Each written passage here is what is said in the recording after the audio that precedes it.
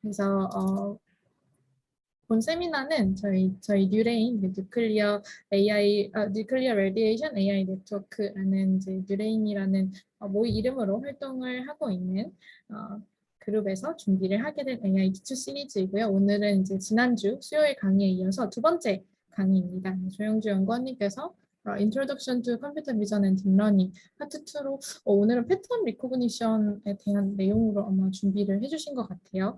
그래서 네, 근데 히스토리컬 리뷰 느낌으로 해주시는 거죠, 연구원님? 제목을 안 고쳤네요. 아, 네. 예. 저희가 공지가 나간 부분이랑 좀 달라서 참가자분들께서 혹시나 당황하실 것 같아서 네, 한 번 더 확인차 말씀을 드렸고요. 네.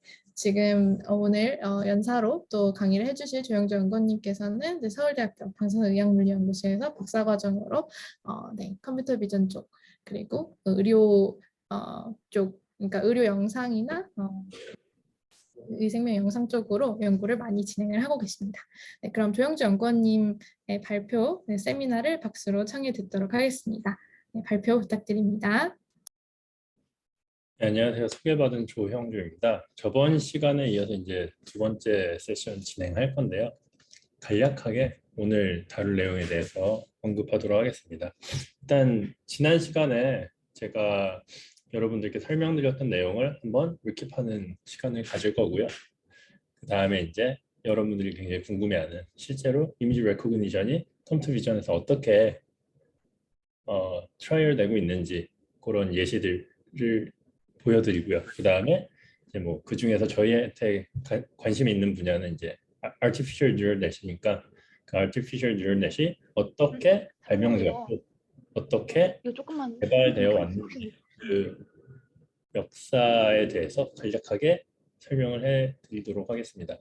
오늘 저번 시간에 다룬 내용 중에 이제 제일 중요했던 게 컨볼루션이면 이번 시간에 제가 다룰 내용 중에 가장 중요한 건 컴퓨테이셔널 그래프라는 내용이고요.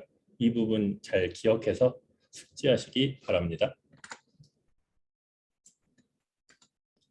네, 저번 시간에 설명드렸던 내용인데요.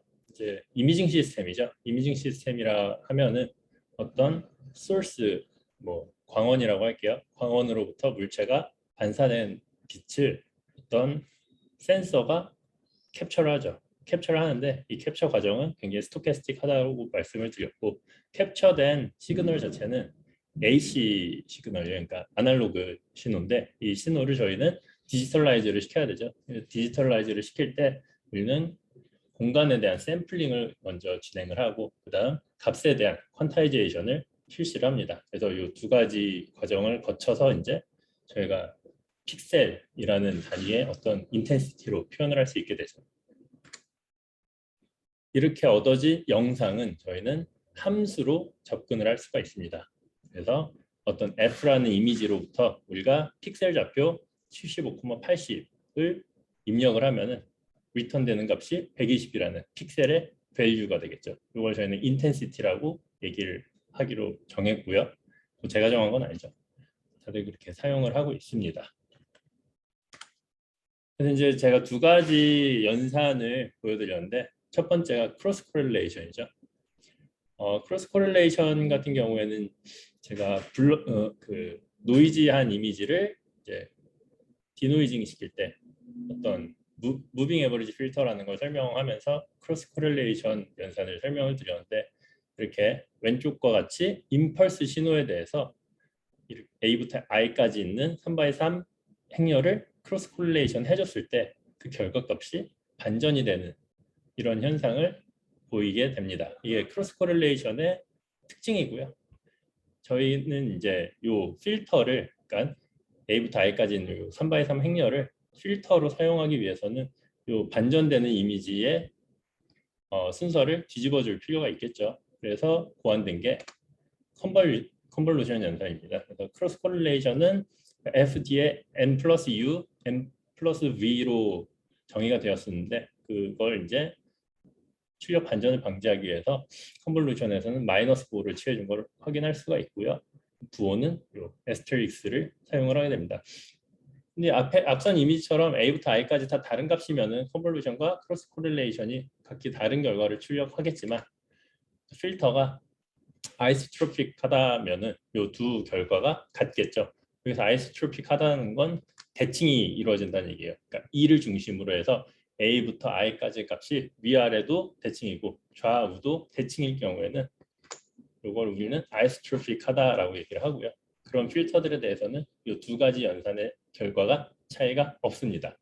그래서 이 컨볼루션 연산이 그 컴퓨터 비전과 이제 뭐 우리가 흔히 사용하는 영상 처리에 굉장히 핵심이 된다. 영상 처리에는 주로 필터링의 개념으로 사용이 되고 컴퓨터 비전에서는 피처 익스트랙션의 개념으로 사용이 됩니다.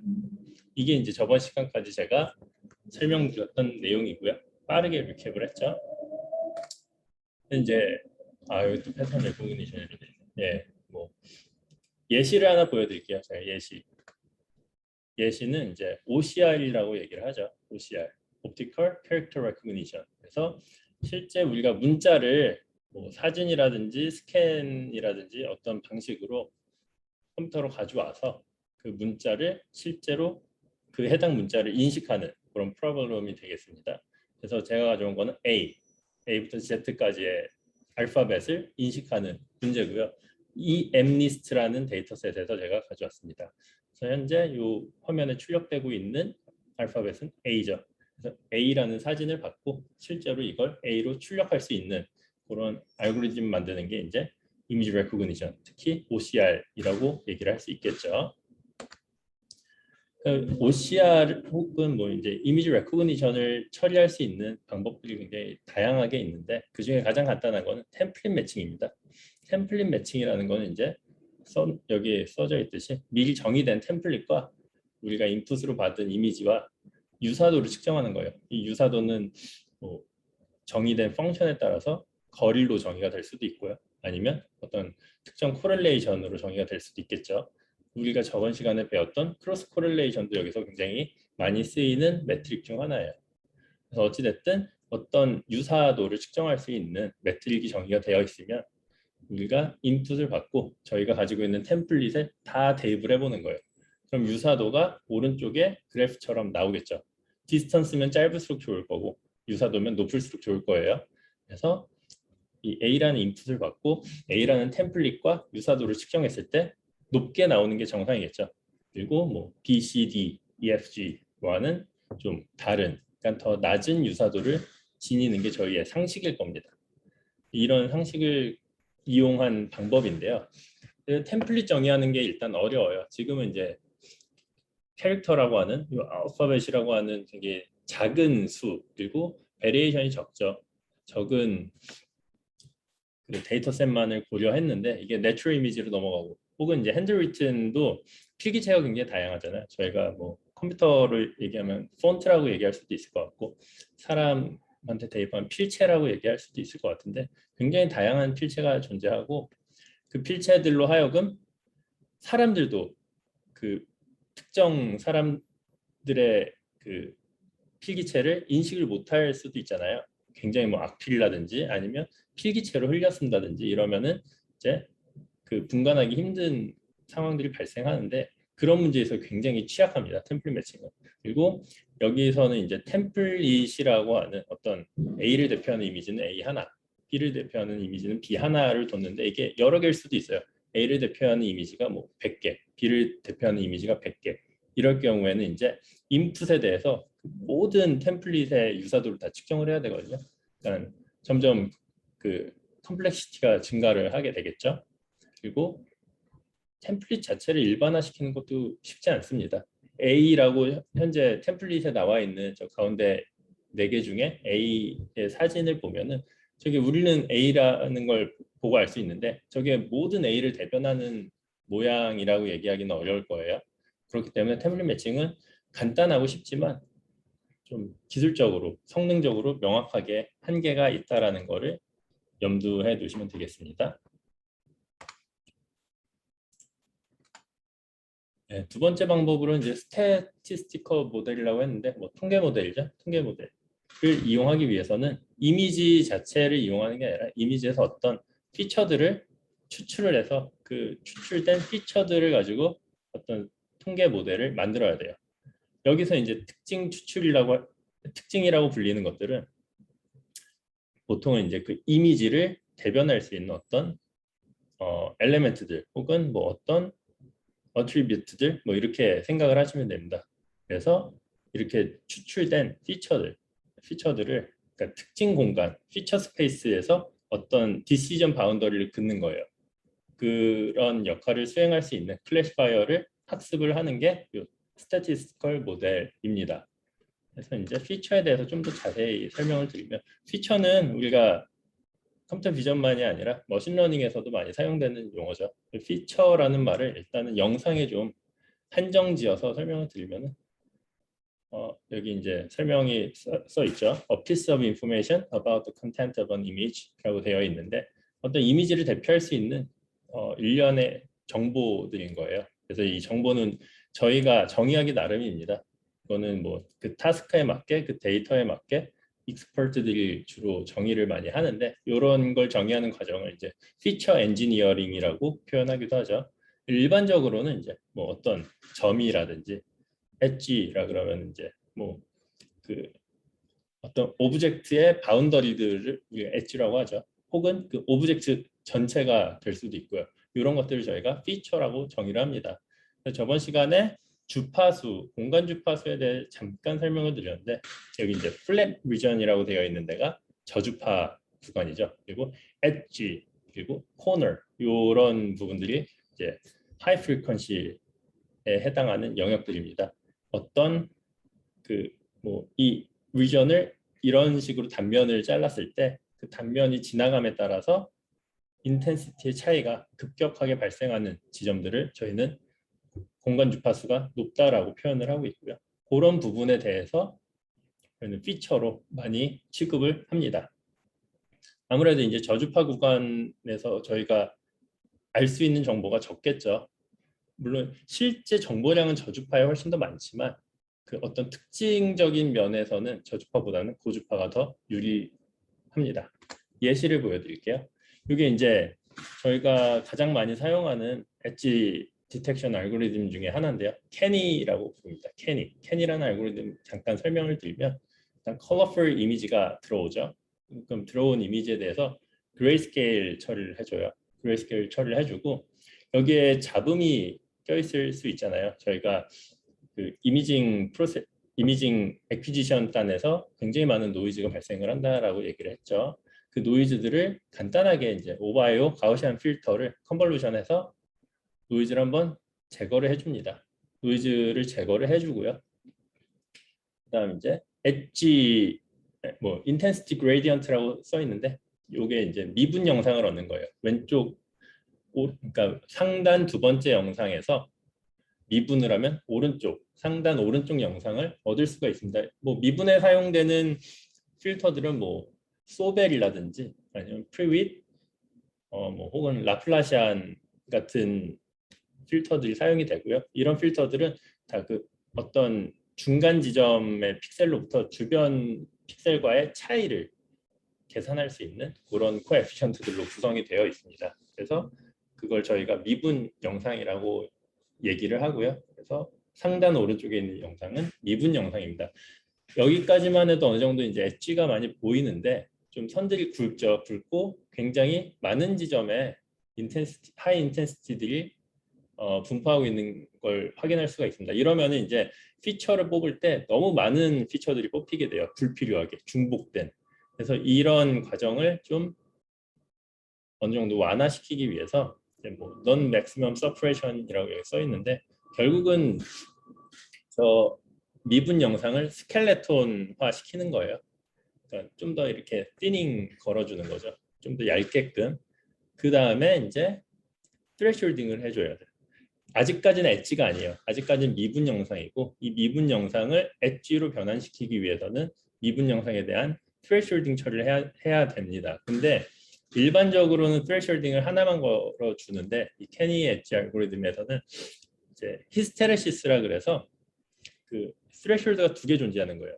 어떤 식으로 존재하냐면은 그러니까 임계치가 어느 이상이 넘어야 될 때, 그러니까 온이 되는 거죠. 시그널로 얘기하면은 임계치가 온이 되기 위한 조건을 우리가 설정한 스레셜드보다 약간 더 높여주는 거예요.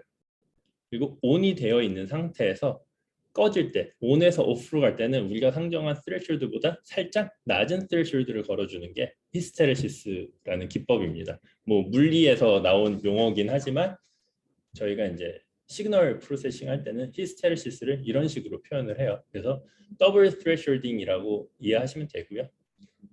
더블 스레숄딩으로 가운데 하단의 가운데와 같은 이미지를 얻을 수가 있죠. 그 다음에 이제 최종 결과물이 하단의 오른쪽 이미지인데요. 이런 식으로 이제 엣지를 디텍션 할 수가 있습니다. 어떤 컬러풀 이미지 혹은 그레이 이미지에 대해서 이렇게 정의된 엣지 디텍터를 가지고 이제 피처를 끄집어낼 수가 있는 거예요. 제가 이제 예시로 가져온 함수는 good feature to track detector인가 뭐 그럴 거예요. 이게 오픈CV에 내장되어 있는 함수고요. 이 함수를 가지고 어떤 이미지에 대해서 피처 익스트랙션을 해주면 다음과 같은 결과들을 얻을 수가 있습니다. 대부분이 다 엣지나 뭐 쉐입의 바운더리에 몰려 있는 걸 확인할 수가 있죠. 뭐 간혹 이렇게 조그만 구름 같은 데도 몰려 있지만 대부분은 이제 바운더리에 분포하고 있는 걸 확인할 수가 있습니다. 그럼 이것들이 피처로 어떤 스태티스티컬 모델의 인풋으로 들어가게 되는 거예요.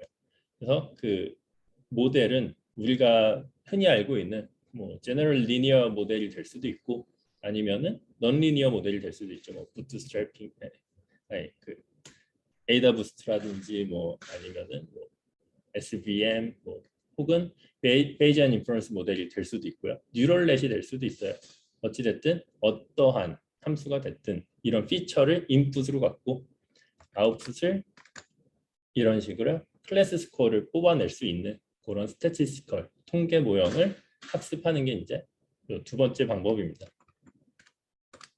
세 번째 방법은 피처 추출 없이 그냥 이미지 자체를 각 픽셀을 피처라고 취급하고 이 전체를 그냥 뉴럴넷에 밀어 넣는 방식입니다. 이 뉴럴넷은 뭐 현재 제가 써놓은 건 ANN인데 뭐 MLP라고 부르죠. 멀티레이어 퍼셉트론. 이게 CNN이 될 수도 있고 뭐 LSTM이 될 수도 있고 어찌 됐든 어떠한 뉴럴넷 모델에 이미지 전체를 그냥 집어넣는 거를 뉴럴 어프로치라고 얘기를 합니다. 요새는 대부분 이런 방식으로 이미지를 핸들링하고 있죠. 뉴럴넷도 마찬가지로 스태티스티컬 모델 중에 하나이기 때문에 이렇게 각 클래스에 대한 스코어를 출력할 수 있고요. 이게 이제 피처 베이스드 어프로치냐 아니면 뉴럴 어프로치냐의 차이는 이 모델이 핸들링 할 수 있는 그 데이터의 디멘전이라고 생각하시면 돼요. 대부분의 통계 모형들은 파라미터의 수가 그렇게 많지 않고 그리고 인풋 디멘전이 커질수록 컬서 디멘전이라는 현상이 발생하기 때문에 인풋의 크기를 너무 늘리지 않게 제한을 합니다. 그러면서 이제 피처라는 개념이 등장한 건데 피처는 어느 정도 그 이미지에 대해서 사전 정보를 담고 있다라고 생각하면 돼요. 이미지에 대해서 훨씬 더 축소된 차원의 굉장히 좀 고급 정보들을 가지고 있는 집합이라고 생각하시면 되고 이미지보다는 훨씬 작잖아요. 뭐 이미지를 20x 20만 해도 우리가 400개의 정보를 갖고 있는 건데 400에다 이제 인텐시티 값까지 하면 훨씬 더 커지겠죠. 이걸 피처 레벨로 떨어뜨리면은 뭐 10개, 20개. 아까 제가 이 A라는 걸 알파벳을 정의했을 때는 5개 피처를 예로 들었거든요. 그러니까 훨씬 더 다운된 디멘전을 가지고 있는 거예요. 이랬을 때 모델이 가벼워질 수 있고 학습이 훨씬 빠르게 될 수 있다는 장점들이 있어요. 하지만 어찌됐든 그 디멘전을 리덕션하는 과정에서 인포메이션에 로스가 발생할 수밖에 없고 그 로스들까지 우리는 모델에 포함을 시키겠다. 그래서 피처를 추출하는 게 아니라 이미지 자체를 각각의 픽셀을 피처라고 보고 그 전체를 모델을 집어넣겠다가 이제 뉴럴 어프로치의 방식입니다. 이제 뉴럴 넷에 대해서 간략하게 역사에 대해서 설명을 드리도록 하겠습니다. 이 세 가지 방법 말고도 사실 뭐 더 여러 가지 방법들이 있는데 저희가 현재 다룰 내용은 아니라고 판단해서 이 세 개만 언급을 하고 넘어가도록 하겠습니다. 저희가 이제 결국 중점적으로 다뤄야 될 거는 뉴럴넷이잖아요. 오늘 포함 남은 3시간 동안 계속 제가 설명드릴 내용이 뉴럴넷이기 때문에 빠르게 뉴럴넷의 역사로 넘어가도록 하겠습니다. 최초의 뉴럴넷 형태를 띈 수학적 모델은 artificial neuron 혹은 뭐 이거를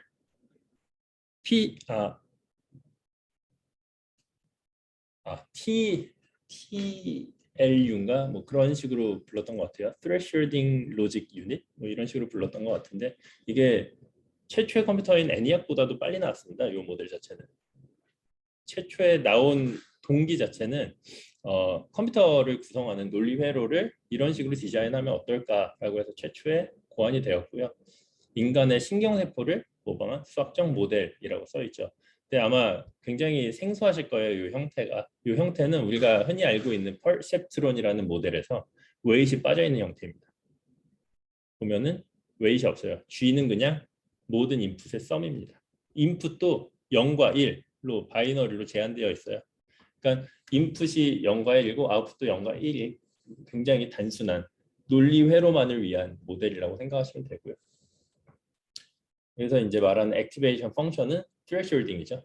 어떤 세타라는 임계치, 이 세타는 이제 조절이 가능한 값인데 세타를 조절함으로써 우리가 아웃풋의 역할을 기대하는 거죠. 엔드 연산을 수행하기를 원하냐, OR을 원하냐, 아니면 not을 원하냐를 이 세타를 조정함으로써 컨트롤할 수 있습니다.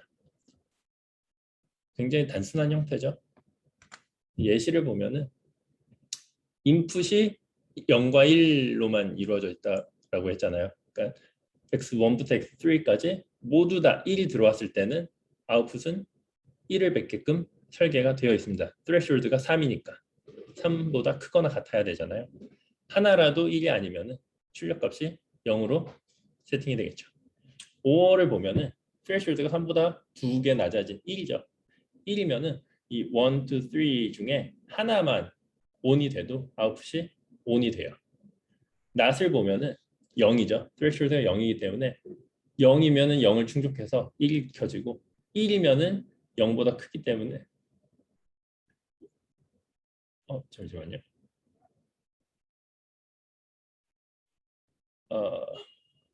그렇죠? 이거 0이면 0보다 커서 1이고 1이면은 이거 좀 이상하네요. 네, 어찌됐든 이런 식으로 논리 회로를 구성하기 위한 그런 세팅이 요 artificial neuron이라는 형태입니다. 근데 이제 이 형태는 너무 단순하고 어떤 학습이라는 게 물론 요 세타를 우리가 컨트롤할 수는 있지만 좀 어느 정도 이 모델에 기대할 수 있는 연산의 복잡도가 굉장히 낮기 때문에 이제 W라는 개념을 가져오게 됩니다. 각 인풋에 대해서 각각의 W를 할당을 해주고요. 이 W는 모두 다 독립이겠죠. 그리고 이 W를 이용한 X와 W를 이용한 가중합 거기에 이제 액티베이션 펑션 여기서는 0으로 threshold가 픽스되어 있는 thresholding 펑션이라고 생각하시면 돼요. 스텝 펑션이라고 생각하시면 됩니다. 그래서 최종적으로 이제 가중합의 액티베이션 펑션이 취해진 형태가 출력값으로 나오게 됩니다. 이게 퍼셉트론이라는 형태고요. 우리가 이제 현재 사용하는 뉴럴넷이 퍼셉트론에서 시작이 됐죠.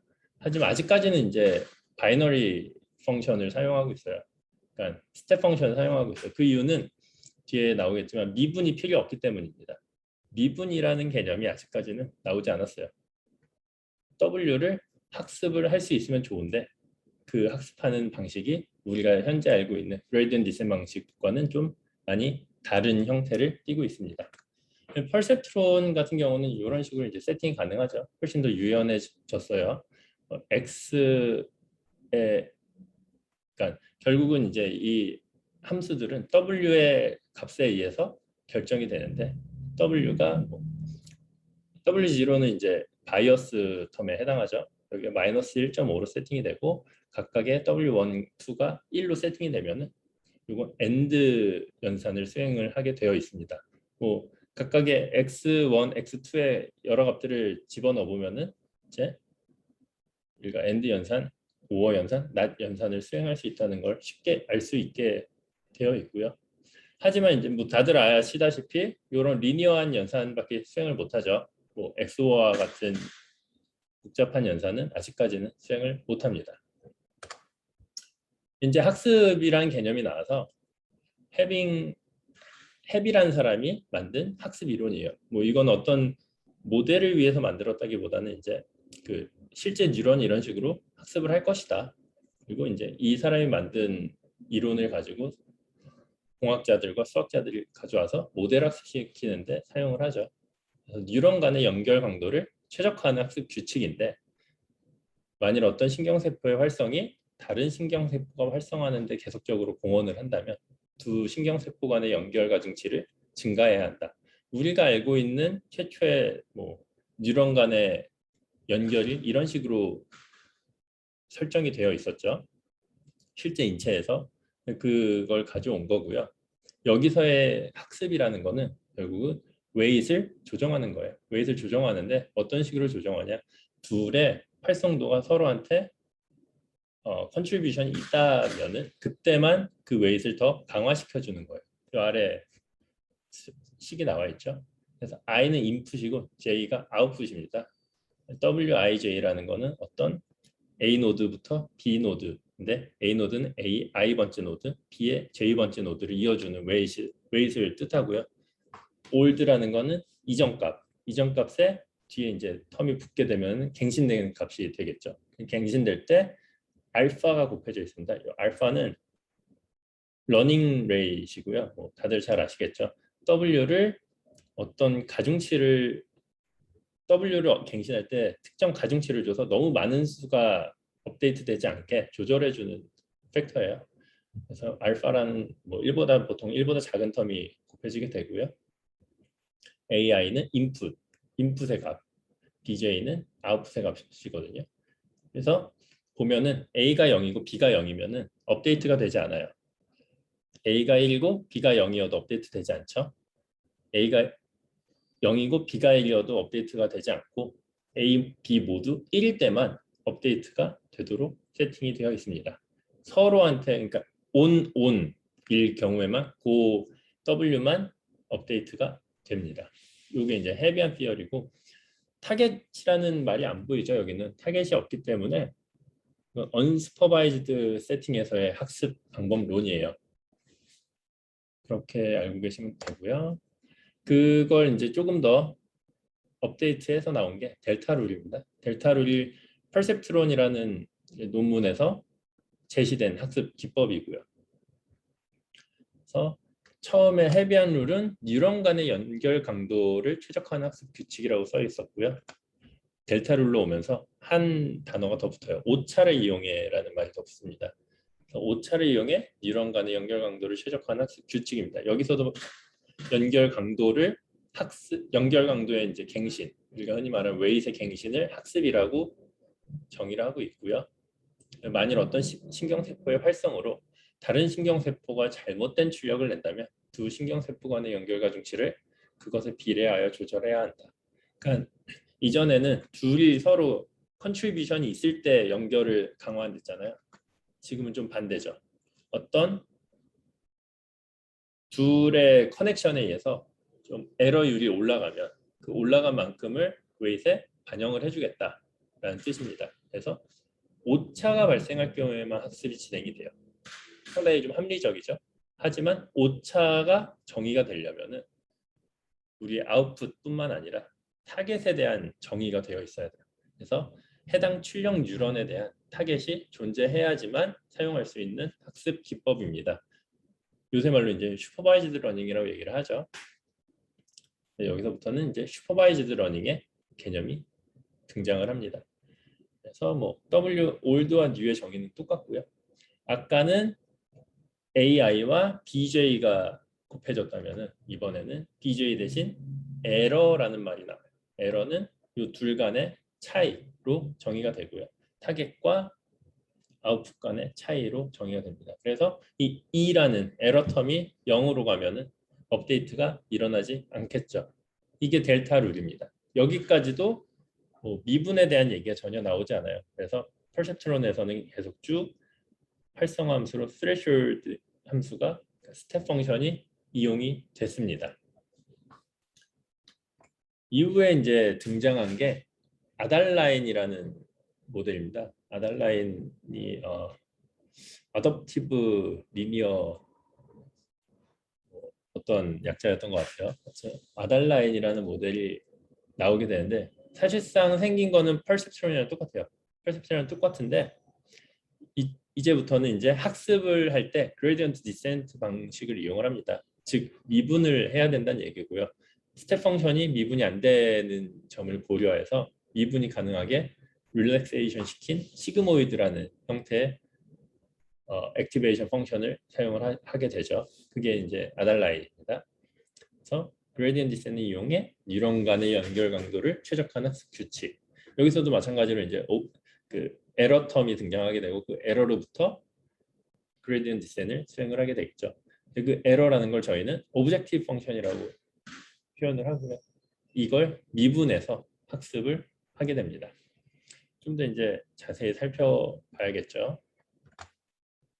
이게 지금까지 저희가 0과 1을 출력하는 바이너리 클래시피케이션 모델을 제가 계속 예로 들었잖아요. 실제로 뉴럴넷의 역사가 그렇게 흘러왔고 여기서부터는 이제 조금 어려운 뭐 별로 어렵지 않은데 그래도 수식이 좀 나오게 됩니다. 그래서 0, 1을 출력하는 0과 1을 관장하는 그 확률 분포는 베르누이 디스트리뷰션이라 그래서 어떤 이런 형태를 띄었어요. 요 시그모이드의 형태입니다. 어떤 인풋에 대해서 출력값이 0에서 0과 1 사이로 나올 수 있는 그러니까 0이 나올 확률과 1이 나올 확률을 표현해 주는 게 베르누이 디스트리뷰션이고요. 요거는 이제 PDF죠. P of Y 기분 X. X가 주어졌을 때 Y. 레이블이 나올 확률. 레이블은 0 아니면 1이죠. 0, 1 확률과 1 확률이 곱해져 있는 형태로 출력이 됩니다. 그럼 이 주어진 PDF로부터 저희는 likelihood 펑션을 구할 수가 있는데요. 이건 다 정의되어 있는 거예요. likelihood가 뭐냐를 잠깐 설명드리면은 저희가 지금 다루고 있는 뉴럴넷은 파라미터가 있는 모델입니다. 그 파라미터가 잘 세팅이 되어 있으면은 주어진 x로부터 우리가 원하는 y를 잘 출력할 수 있겠죠. 그래서 요 likelihood라는 텀은 주어진 인풋 x에 대해서 이 파라미터 우리는 웨이크와 바이어스를 가지고 있으니까 w와 b라는 두 가지 텀이 들어가게 되고요. 어쨌든 이 파라미터들이 주어진 x를 얼마나 잘 표현할 수 있느냐라는 게 이제 likelihood입니다. likelihood 펑션은 이런 식으로 정의가 돼요. 뭐 위의 폼하고 별반 다를 게 없죠. 하지만 그 이제 인풋 개수에 따라서 i부터 n, 그러니까 이건 샘플 개수라고 생각하시면 돼요. 그래서 이것들이 다 프로덕션 되어 있는 형태로 표현이 됩니다. 근데 프로덕션은 이제 저희가 계산하기 까다로우니까 이거를 덧셈, 썸으로 바꿔주기 위해서 로그를 살짝 취해주고요. 로그를 취해줌으로써 지수항이 밑으로 내려오게 되죠. 이 프로덕트가 썸으로 바뀌고요. 그래서 이 아래 가장 하단에 있는 이 텀을 우리는 로그 라이클리후드라고 얘기를 합니다. 이 로그 라이클리후드를 가지고 저희는 코스트 펑션을 정의를 해요. 로그 라이클리후드 자체는 높을수록 좋은 거예요. 이 파라미터가 주어진 인풋에 대해서 얼마나 잘 피팅이 되어 있는지를 표현하는 척도이기 때문에 이 라이클리후드라는 건 높을수록 좋아요. 높을수록 좋은데 우리는 그레디언트 디센을 할 거니까 이 마이너스를 취해줘서 이렇게 컨케이브한 펑션을 컨벡스하게 바꿔주는 겁니다. 그래서 부호만 반대로 취해주면 코스트 펑션이 돼요. 생긴 건 똑같죠? 로그 라이클리후드와 코스트 펑션 똑같습니다. 그리고 이제 그레디언트 디센을 하기 위해서는 우리 파라미터가 여러 개잖아요. 그러니까 뭐 인풋이 x1부터 xn이 있으니까 xm까지 있다라고 하면은 w도 1부터 m까지 있고 거기에 바이어스 텀까지 m 플러스 1개가 존재하게 되는데 요 각각의 파라미터에 대해서 위의 텀을 다 편미분을 해줘야 돼요. 왜냐? 왜 해주냐? 편미분의 정의가 그러니까 수학적 정의 말고 개념적 정의가 이렇게 되죠. 각각의 파라미터가 이 전체 호스트라고 하는 저 J에 미치는 영향입니다. 이 편미분 계수가 클수록 영향을 많이 주고 있는 거죠. 그렇기 때문에 각각의 영향도를 알아야 되기 때문에 편미분을 해야 돼요. 편미분을 해서 얻어진 이 편미분 계수에 우리가 그 러닝 레이트라고 부르는 알파를 곱해준 채로 이제 이전 웨이트에 갱신을 하는 게 그레디언트 디센이죠. 이런 식으로 코스트 펑션을 정의할 때 라이클리후드를 이용하는, 특히 이제 라이클리후드의 마이너스 텀을 취해서 이걸 미니마이제이션 시키는 거잖아요. 반대로 얘기하면은 라이클리후드 텀을 맥시마이즈 시킨다 그래서 이거를 맥시멈 라이클리후드 에스티메이션이라고 부르고요. 보통 이제 MLE 방법을 저희가 많이 사용을 하고 있죠. 이제 편미분에 대해 자세히 지금 아실 필요는 없어요. 이거는 제가 그레디언트 디센 그리고 이제 아달라인 혹은 뭐 현대 뉴럴넷도 비슷한 방식으로 학습을 하고 있는데 그 학습이 어떻게 되는지 실제로 웨이트들이 어떻게 업데이트가 되는지 보여주기 위해서 그 자료에 넣은 거고요. 요 편미분을 뭐 되게 심도 있게 공부하실 필요는 없습니다. 그런데 이제 어찌됐든 이런 식으로 처음에 나왔던 초기에 Artificial Neural Net 모델들은 AND 문제도 풀고 OR 문제도 풀고 NOT도 푸는데 이런 XOR 문제를 못 풀죠. 우리가 지금까지 했던 일은 이 왼쪽 그림을 보면은 파란색 X표와 빨간색 플러스표들이 보이죠. 그 둘의 결정 경계를 이렇게 나눠주는 역할을 한 거예요. 클래시파이어가. 하지만 우리가 만든 모델들은 지금까지는 반듯한 선밖에 긋지 못해요. 2차원 공간에 대해서. 오른쪽을 봐도 마찬가지죠. AND를 나눌 때도 OR을 나눌 때도 직선밖에 긋지를 못합니다. 근데 XOR 문제는 직선으로는 해결할 수가 없는 문제죠. 요거를 해결하기 위해서 이제 넌 리니어한 결정 경계가 필요해졌고요. 그 넌 리니어한 결정 경계를 만들기 위해 MLP라는 모델이 나왔죠. 멀티 레이어 퍼셉트론의 줄임말이고요. 중간에 히든 레이어라는 층이 끼어듭니다. 이게 뭐 한 개가 들어갈 수도 있고 두 개가 들어갈 수도 있고 여러 개가 들어갈 수 있는데 아래 그림 보시면은 왼쪽이 그 굉장히 초기 형태의 뉴럴넷이라고 생각하시면 돼요. 초기 형태의 뉴럴넷은 이런 식으로 결정 경계를 직선으로밖에 긋지 못해요. 근데 오른쪽으로 가면은 히든 레이어가 이제 뭐 4개가 들어갔다. 네 개가 들어갔다라고 되어 있는데 이 모델 같은 경우는 굉장히 한 플레인을 다방면으로 자르고 있죠. 이런 게 가능해집니다. 히든 레이어를 통해서. 이걸 이제 뭐 하이퍼 플레인이라고 해서 설명을 하기도 하는데 일단 너무 복잡한 개념 말고 이렇게 결정 경계를 좀 다양하게 설정을 할 수 있게 된다라고 이해를 하시면 됩니다. 하지만 이제 저희가 지금까지 봤던 델타 룰 혹은 그게 이제 업데이트된 아달라인에서 사용된 LMS의 방식으로는 이런 모델을 학습시키는 게 어렵습니다. 어렵잖아요. 일단은 우리가 아웃풋을 미분해서 그 전에 웨이트를 학습시키는 것까지는 했는데 여기는 그 아래 또 다시 웨이트이 있죠. 그래서 이렇게 층이 하나만 생겨도 학습이 어려워져요. 학습이 어려워져서 일반적인 기존의 학습 방법으로는 뭐 최적의 웨이트를 찾기가 쉽지 않았던 거죠. 이를 해결하기 위해서 나온 게 이제 다들 잘 아시는 백프로파게이션입니다. 백프로파게이션은 한 단어로 정의를 할 수 있어요. 결국은 이제 체인 룰입니다. 체인 룰을 이용한 뭐 LMS 혹은 델타 룰이다라고 생각하시면 되는데 체인 룰은 아래와 같은 폼이거든요.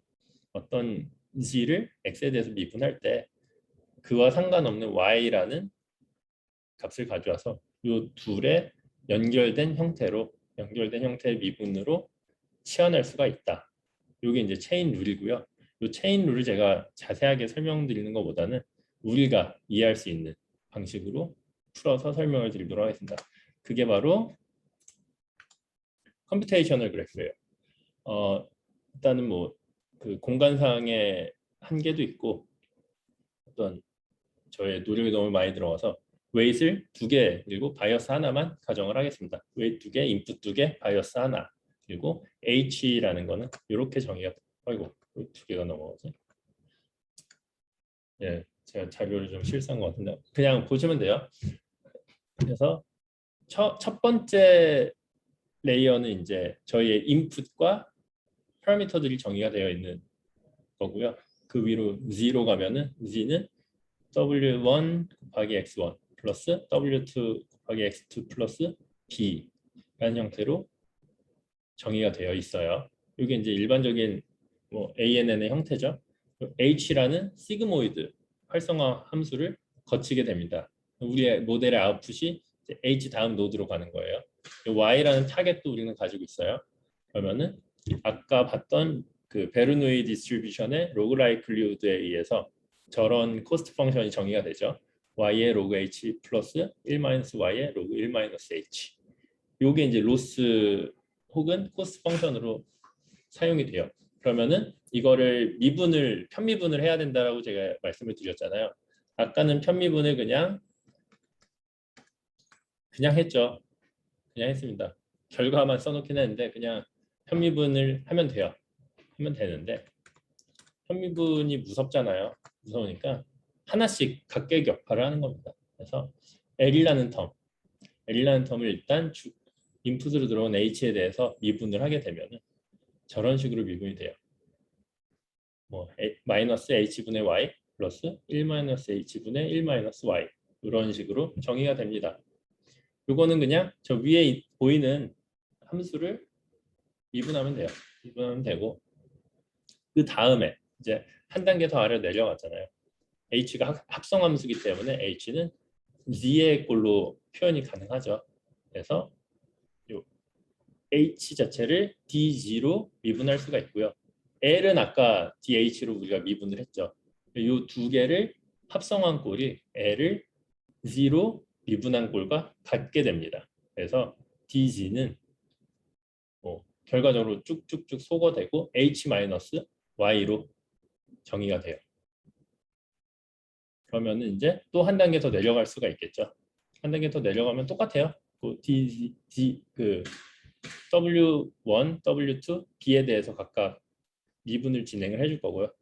그 미분할 때는 이제 요 위에 보이는 요식 W1, X1 플러스 W2, X2 플러스 B를 미분해주면 됩니다. 각각 뭐 W1에 대해서, W2에 대해서, B에 대해서 미분해주면 되고요. 그러면은 아래와 같은 뭐 W1은 X1, DG만 남고 DB는 DG만 남겠죠. 그러면 우리 DG는 위에서 구해놨잖아요. 위에서 구해놓은 H-Y를 그냥 가져오면 돼요. 그래서 최종적으로 우리가 편미분이라고 해서 굉장히 좀 어렵게 생각을 했지만 각각 각계격파를 하고 나면은 DW1은 이런 식으로 정의가 되고 DW2는 이렇게 정의가 되고 DB는 이런 식으로 정의가 돼서 그거를 그냥 대입을 해주면 간단하게 해결됩니다. W1에 우리가 아까 구해놓은 텀 뒤에다 갖다 붙여주면 되죠. 1, 2, B 셋 다 그냥 갖다 붙여주면 해결이 돼요. 이거는 이제 저희가 히든 레이어가 없는 상태에서 제가 예시를 보여드린 거고요. 히든 레이어가 있다고 해서 이 과정이 바뀌지 않죠. 계속 각계격파를 해주면 돼요. 그래서 우리가 이제 흔히 생각하는 MLP는 이런 형태를 띠고 있을 텐데 이런 형태에도 우리가 위와 같은 똑같은 방식을 취해주면은 간단하게 그레디언트 디센트 방식으로 각각의 웨이트를 업데이트할 수 있습니다. 이게 현재 사용되고 있는 백프로파게이션이라는 알고리즘이고요. 그거를 저희는 컴퓨테이셔널 그래프로 나타냈고 이렇게 컴퓨테이셔널 그래프로 나타냄으로써 결국 이게 의미하고 있는 게 각각이 다 체인 룰이잖아요. 체인 룰에 이거에서 각 노드에 해당하는 미분 펑션만 정의가 되어 있으면 저희는 이 뒤가 아무리 깊어지고 아무리 옆으로 늘어나더라도 다 계산이 가능하고 가장 중요한 거는 오토그라드라고 우리가 흔히 말하는 그런 패키지들이 있거든요. 뭐 라이브러리가 될 수 있고 프레임워크가 될 수도 있는데 그런 자동 미분 계산 라이브러리들이 다 이런 체인 룰 기반으로 정의가 되어 있습니다. 그러니까 각각의 노드만 열심히 포워드 패스와 이제 백워드 패스를 정의를 해주면은 그 뭐 어떤 함수를 우리가 합성을 하더라도 그의 미분을 쭉쭉쭉쭉 흘려줄 수 있겠죠. 그래서 이 컴퓨테이셔널 그래프가 우리가 현재 사용하고 있는 파이토치라든지 텐서플로우가 어떻게 미분을 자동으로 연산하는지를 이해할 수 있는 가장 키인 개념이 될 거고요. 그래서 오늘 제가 설명드릴 내용은 여기까지입니다. 그래서 뭐 다시 한번 리마인드 시켜드리면은 최초에 제시되었던 Artificial Neural Net의 형태는 웨이트이 존재하지 않는 그런 단순 인풋을 서메이션해서 thresholding 해주는 형태였다. 이게 이제 웨이트이란 개념이 도입되면서 웨이트를 어떻게 학습할 수 있을 것인가에 대해 연구가 시작이 되었고 헤이비안 티어리에서는 타겟을 필요로 하지 않는 하지만 그 두 개가 다 인풋과 아웃풋 노드가 on일 때 업데이트를 하는 조건이었고 델타 룰로 와서는 타겟이라는 개념이 생기면서 에러가 발생할 때만 학습을 할 수 있게 조금 헤비한 룰이 업데이트된 형태로 진행이 되었다. 그 다음에 이제 아달라인에서 제시된 LMS. LMS는 리스트 민 스퀘어의 약자인데요. 그 리스트 민 스퀘어 자체는 뭐 이런 클래시피케이션보다는 리니어 리그레이션 세팅에서 많이 사용이 되는데 어쨌든 MLE 관점에서 이렇게 로스 펑션을 정의를 하고 그 로스 펑션을 그레디언트 디센을 가지고 미니마이제이션 시키는 방식으로 진행이 되다 보니 미분이 필요해졌고 미분을 하기 위해서 스텝 펑션을 시그모이드로 바꿨다. 이렇게 바뀐 시그모이드가 굉장히 상당 기간 오래 사용이 되었죠. 지금도 뭐 바이너리 클래시피케이션 문제 같은 경우에는 아웃풋 노드에 항상 시그모이드가 거의 달려서 사용이 됩니다. 그래서 아달라인에 와서는 미분이 이용이 되기 시작했는데 이런 XO와 같은 좀 리니어한 디시전 바운더리들이 풀 수 없는 문제들이 계속 한계로 지적이 되어 왔고 그 한계를 극복하기 위해서 MLP라는 게 제안이 되었다. 이 MLP는 아래 그림과 같이 디시전 바운더리를 굉장히 다변화시킬 수 있는 능력을 가지고 있고 이를 학습하기 위해서 백프로파게이션 알고리즘이라는 게 제시가 됐대. 이 백프로파게이션은 체인 룰을 이용한다. 그 체인 룰을 가지고 컴퓨테이셔널 그래프를 그려보면 다음과 같은 형태를 띠고 각각의 포워드 패스와 백워드 패스가 이런 식으로 정의될 수 있다. 근데 이 정의되는 거는 이 전후의 노드와 상관없이 그 노드만 가지고 우리가 펑션을 정의해주면은 알아서 전체의 펑션이 구현이 되더라. 그래서 자동화도 문제없이 된다라고 이해하시면 됩니다. 일단 오늘 내용은 여기까지고요. 혹시 오늘 내용 혹은 저번 내용에 대해서 질문 있으시면 질문해 주시면 감사하겠습니다.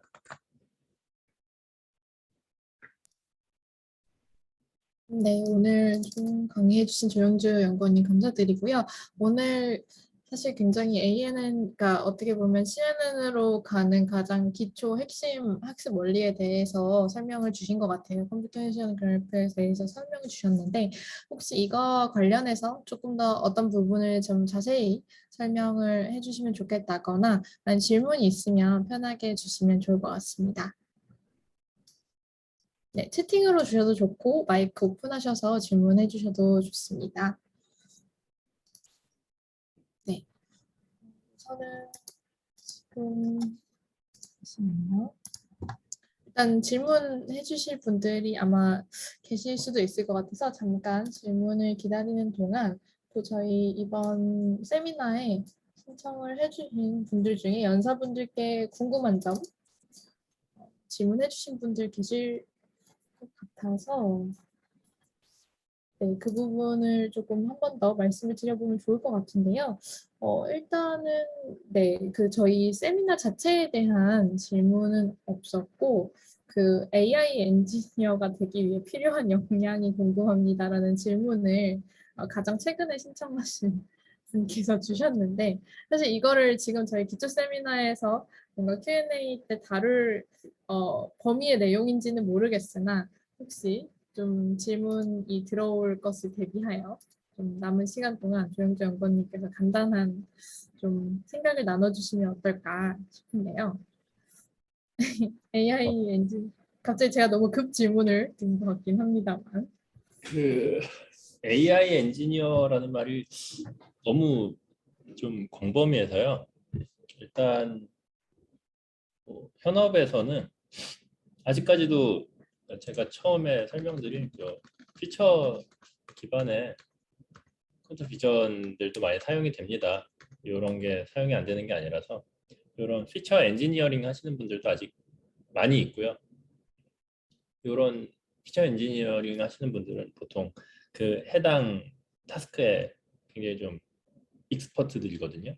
그쪽에 영상뿐만 아니라 그 어떤 하고자 하는 타스크에 굉장히 좀 스페시픽한 분들이 피처 엔지니어링 많이 하시고요.